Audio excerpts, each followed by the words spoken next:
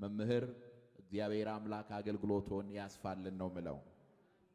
ዛሬ የምንማረው ወደ በረከት ሸለቆ ለመድረስ ሰባቱ መንፈሳዊ እርምጃዎች የሚል ነው። የበረከት ሸለቆ በሉ እስቲ። ስለዚህ ወደዚህ ወደ በረከት ሸለቆ ለመድረስ ስንት እርምጃዎች? ሰባት እርምጃዎችን እንመለከታለን እናያለን ማለት ነው። እግዚአብሔር ይርዳን።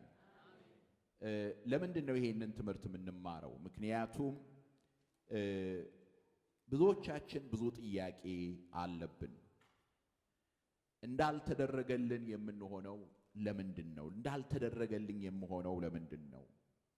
በቀላሉ ተስፋ መቁረጥ ወደ ልቤ የሚገባው ለምንድን ነው? እግዚአብሔር ዛሬ ያደረገልኝን እንዳላይ በእጄ ያለውን በረከት እንዳልመለከት ዓይኔን የያዘው ምንድን ነው? ሁሉ ያለኝ እንዳረካ ያደረገኝ ነገር ምንድን ነው የሚል በብዙዎች ክርስቲያኖች አእምሮ ውስጥ ይመላለሳል። ስለዚህ ዛሬ የምንማረው ትምህርት ለዚህ መፍትሄ የሚሆን ነው። ወደ በረከት ሸለቆ ለመድረስ ሰባቱ መንፈሳዊ እርምጃዎች። ስለዚህ ሰባት ዋና ዋና ነገሮችን አሳያቸዋለሁ።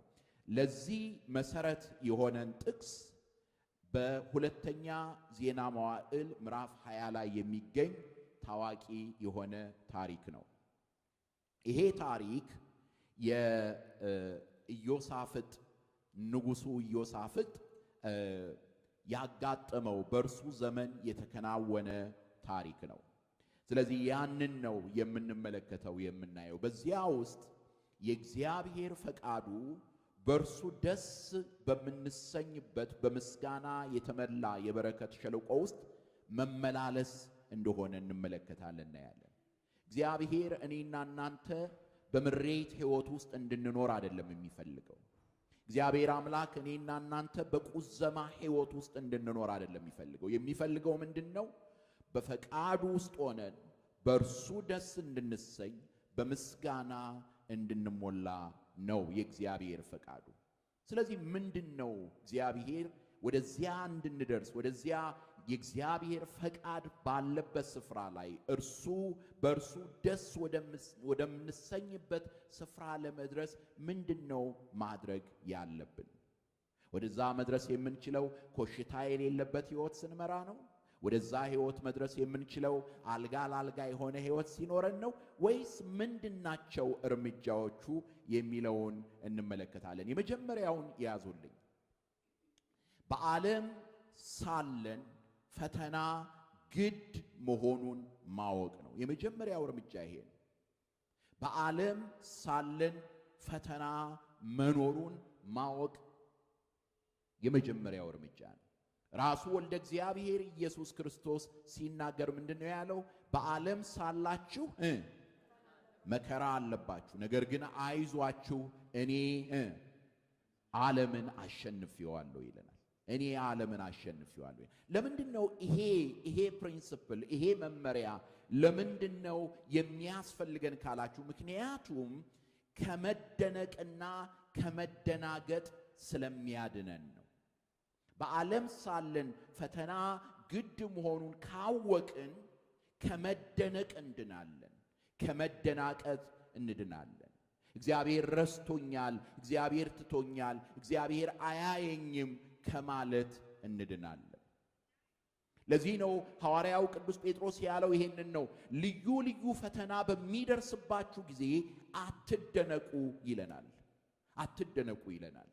በዚህ በሁለተኛ ዜና መዋዕል ምዕራፍ 20 ከቁጥር 1 እስከ 2 ድረስ የምናየው ነገር ቢኖር ይሄን ነው። ኢዮሳፍጥ በጣም የተመሰገነ ሰው ነበረ። እግዚአብሔርን የሚፈራ ንጉሥ ነበረ። ነገር ግን ፈተና አጋጠመው። እንዲህ ይላል፣ እንዲህም ሆነ ከዚህ በኋላ የሞዓብና የአሞን ልጆች ከነርሱም ጋር ምዑናውያን ኢዮሳፍጥን ሊወጉ መጡ። ማንን ሊወጉ መጡ? ኢዮሳፍጥን ሊወጉ መጡ። ወሬኞችም መጥተው ከባህሩ ማዶ ከሶርያ ታላቅ ሰራዊት መጥቶብሃል፣ እነሆም ዓይንጋዲ በተባለች በሐሴቦን ታምር ናቸው ብለው ለኢዮሳፍጥ ነገሩት ይለናል። በጣም የሚገርም ነው። አንድ ሰራዊት አይደለም፣ አንድ ወገን ብቻ አይደለም፣ አንድ ሁለት ሶስት ወገን በአንድ ላይ ተባብረው ሞዓባውያን፣ አሞናውያንና ምዑናውያን የሚባሉ እነዚህ አንድ ላይ ሆነው ማንን ሊወጉ መጡ? ኢዮሳፍጥን ሊወጉት መጡ። አባቶቼ፣ እናቶቼ፣ ወንድሞቼ፣ እህቶቼ በጥምቀት የሥላሴን ልጅነት ካገኘንበት ጊዜ ጀምሮ እኔና እናንተ የዲያብሎስ ባላጋራዎች ነን። በልጅነታችን ስንጠመቅ የክርስትና አባታችን ወይም የክርስትና እናታችን ምን እንደሚሉ ታውቃላችሁ አይደል? 3 ጊዜ ምንድን ነው የሚሉት? እክህደከ ሰይጣን አይደል የሚሉት? ሰይጣንን ምን እላለሁ? እክዳለሁ። ሰይጣንን እክዳለሁ፣ ሰይጣንን እክዳለሁ ነው የሚሉት። ስለዚህ ከዛን ጊዜ ጀምሮ ሰይጣን በእኛ ላይ እንደቀና ነው። ሰይጣን፣ ዓለም፣ ሥጋ እነዚህ ሦስቱ ተባብረው ሁል ጊዜ ውጊያ ያደርጉብናል። በዚህ ሳምንት ቅድስት ነው፣ የአብይ ጾም ውስጥ ነው ያለ ነው። የጌታን ፈተናዎች የምናስብበት ነው። ጾመ ኢየሱስ አሁን ነው የሚጀምረው። ጌታን የተፈተነበትን ተመልክተናል፣ አይተናል በማቴዎስ ወንጌል ምዕራፍ 4 ላይ እንደምናገኘው። ስለዚህ በእኔና በእናንተም ላይ ውጊያ መምጣቱ የማይቀር ነው።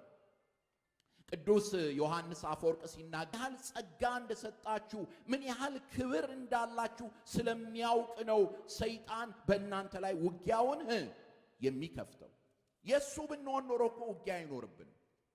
የሱ የሆኑት ኮሽታ የለባቸው፣ የተደላደለ ኑሮ ነው የሚኖሩት። ሁሉ የተሟላለት ሕይወት ነው የሚኖሩት። ቀጥፈው ዋሽተው ያለምንም ጸጸት ደስ ብሏቸው ይኖራሉ። ነገር ግን በክርስቶስ ያሉቱ መከራ አለባቸው፣ መስቀል አለባቸው። በኋላዬ ሊመጣ የሚወድ ቢኖር አለ ወልደ እግዚአብሔር ኢየሱስ ክርስቶስም መስቀሉን ተሸክሞ ዕለት ዕለት ምን ይበለኝ? ይከተለኝ ብሏል። ዕለት ዕለት ይከተለኝ። ስለዚህ የእግዚአብሔር ጸጋ በእኛ ላይ ስላለ፣ የእግዚአብሔር ክብር በእኛ ላይ ስላለ ሁልጊዜ ውጊያ እንዳለብን ማወቅ አለብን። ለዚህ ነው ፈተና ሲመጣብን መደነቅ የሌለብን። ለዚህ ነው አንዳች መከራ በሚመጣብን ጊዜ እግዚአብሔር ረስቶኛል፣ እግዚአብሔር ትቶኛል፣ እግዚአብሔር ዘንግቶኛል ማለት የሌለብን። ምክንያቱም የእግዚአብሔር የሆኑት ሁሉ በዚያ መከራ ውስጥ ያልፋሉ። አስተውሉ ግን መጨረሻው ድሉ ግን ወደ ኋላ በሰፊው እናየዋለን፣ የእግዚአብሔር ልጆች ነው። መስቀል ሳይኖር ትንሣኤ የለም። ስቅለት ሳይኖር ትንሣኤ የለም። ዓርብን ሳናልፍ እሁድ አንደርስም። በዚህ ዓለም መከራ ውስጥ ሳናልፍ የክብሩን አክሊል አናገኝም። ለዚህ ነው ቅዱስ ጳውሎስ ምንድነው ያለው? መልካሙን ገድል ተጋድያለሁ፣ ሩጫዬን ጨርሻለሁ፣ ሃይማኖቴን ፈጽሜያለሁ። የጽድቅ ፈራጅ የሆነው እርሱ የጽድቅ አክሊልን አዘጋጅቶልኛል ነው ያለው። ስለዚህ ውጊያ እንዳለ ልናውቅ ይገባል። ይህ የመጀመሪያው አንደኛው። ወደ ሁለተኛው ነጥብ ልምጣ። በፈተናችን ወቅት የምናደርጋቸው ነገሮች በፈተናችን ወቅት የምንሆነውን ይወስናሉ። ምንድነው ያልኳችሁ? በፈተናችን ወቅት የምናደርጋቸው ነገሮች በፈተናችን ወቅት የምንሆነውን ይወስናሉ።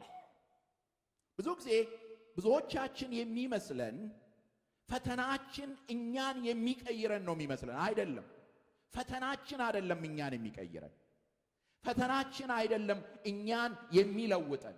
እኛ የምንወስነው ውሳኔ ነው፣ የምናደርገው ነገር ነው፣ የምናከናውነው ነገር ነው። ስለዚህ መጀመሪያውን እርምጃ ምንድነው ያልኳችሁ? ንገሩኝ። የመጀመሪያው እርምጃ ፈተና መምጣቱ ምንድነው ያልኩት? ግድ ነው ብያችኋል። ዓለም የፈተና ቦታ ነው። ይሄን እንዳትረሱ። ዛሬ ሊሆን ይችላል፣ ነገ ሊሆን ይችላል፣ ከነገ ወዲያ ሊሆን ይችላል። በሕይወታችን አንድ ምዕራፍ ላይ ፈተና ያጋጥመናል። ካህን ሁኑ፣ ዘማሪ ሁኑ፣ ምእመን ሁኑ፣ ቤተክርስቲያን በየቀኑ ሁኑ፣ ፈተና ማጋጠሙ ግድ ነው። እየሰማችሁኝ ነው? ግድ ነው። ነገር ግን ወደ ሁለተኛው ነጥብ ልምጣ። በዚያ በፈተናችን ወቅት የምናደርጋቸው ነገሮች በፈተናችን ወቅት የምንሆነውን ይወስናሉ። ፈተናችን አይደለም ይወስንብን፣ እኛ የምናደርጋቸው ነገሮች ናቸው። ተመልከቱ ኢዮሳፍጥ ምን እንዳደረገ። ኢዮሳፍጥ 3 ሰራዊት መጣበት። ሞዓባውያን፣ አሞናውያን፣ ሌሎችም የሴር ልጆች መጡ። ምንድነው ያደረገው? ተመልከቱ ምን እንደሚል አብረን እናንብበው እስቲ። እንደውም ለእናንተም ጥሩ ነው ነቃ እንድትሉ አንብቡት እስቲ። ምንድነው የሚለው? ኢዮሳፍጥም ፈራ፣ እግዚአብሔርንም ሊፈልግ ፊቱን አቀና፣ በይሁዳም ሁሉ ጾም አወጀ። ይሁዳም እግዚአብሔርን ይፈልግ ዘንድ ተከማቸ። እግዚአብሔር ይመስገን። ከይሁዳ ከተሞችም ሁሉ እግዚአብሔርን ይፈልጉ ዘንድ መጡ። መጽሐፍ ቅዱሴን ለምን እንደምወድ ልንገራችሁ። አይቀባባም፣ ሲናገር ፍርጥ አድርጎ ነው። ኢዮሳፍጥ ምን ነበር ያልኳችሁ? እግዚአብሔርን የሚፈራ ሰው ነው ብያቸዋለሁ። ኢዮሳፍጥ እግዚአብሔርን የሚፈራ ሰው ነው። ኢዮሳፍጥ አካሄዱን ከእግዚአብሔር ጋር ያደረገ ሰው ነው። ነገር ግን መጽሐፍ ቅዱስ ምን እንደሚል ተመልከቱ። ኢዮሳፍጥም ፈራ ይለናል። ኢዮሳፍጥም ምን አለ? ፈራ። አንድ ነገር ልንገራችሁ። በፈተናችሁ ጊዜ እግዚአብሔር የሚፈልገው የሌለ ጀግንነት እንድታሳዩት አይደለም። በፈተናችሁ ጊዜ፣ በመከራችሁ ጊዜ እግዚአብሔር የሚፈልገው ድንቅ የሆነ ጥቅስ እንድትጠቅሱለት አይደለም። እውነተኛ ማንነታችሁን እንድታሳዩት ነው። ሐዘናችሁን፣ ችግራችሁን፣ ጭንቀታችሁን፣ የልባችሁን ስብራት እንድትነግሩት ነው። ጌታ ሆይ ፈርቻለሁ፣ ጌታ ሆይ አዝኛለሁ፣ ጌታ ሆይ ልቤ ተሰብሯል፣ ጌታ ሆይ እርዳታ ያስፈልገኛል፣ ጌታ ሆይ ደክሞኛል እንድንለው ነው። እግዚአብሔር ይርዳል። የማስመሰል ሕይወት ነው መከራችንን የሚያረዝመው። አንዳንድ ጊዜ የሌላውን ሰው ኑሮ፣ የሌላውን ሕይወት ለመኖር ስንፈልግ ነው መከራችን የሚረዝመው። እግዚአብሔር የሚፈልገው እውነተኛ ማንነታችንን ይዘን እንድንቀርብ ነው። ለዚህ ነው ጴጥሮስ ምን አለን? የሚያስጨንቃችሁን ሁሉ በእርሱ ላይ ጣሉት አለ። የሚያስጨንቃችሁን ማለት ነው።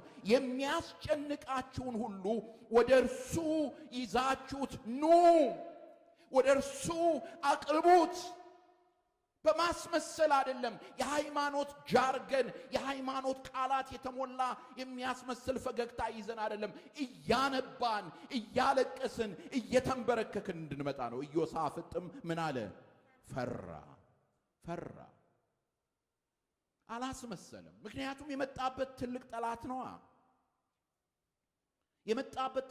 ነው። የፈራችሁ ካላችሁ ወይ እንዴት ፈራሁ፣ እንዴት እንደው ፈርቼ እግዚአብሔር ቅር ይለው ይሆን እንዳትሉ። ፍርሃታችሁን ግን ይዛችሁ ወደ ማን ዘንድ ነው? ወደ እግዚአብሔር። እሱ ነው ትልቁ ነገር። አሁን ችግሩ ምንድነው? እግዚአብሔር ፊት እናስመስላለን፣ ቤታችን ስንሄድ እናለቃቅሳለን። ማልቀስ ያለብን የት ነው? እግዚአብሔር ፊት። ችግራችንን ማቅረብ ያለብን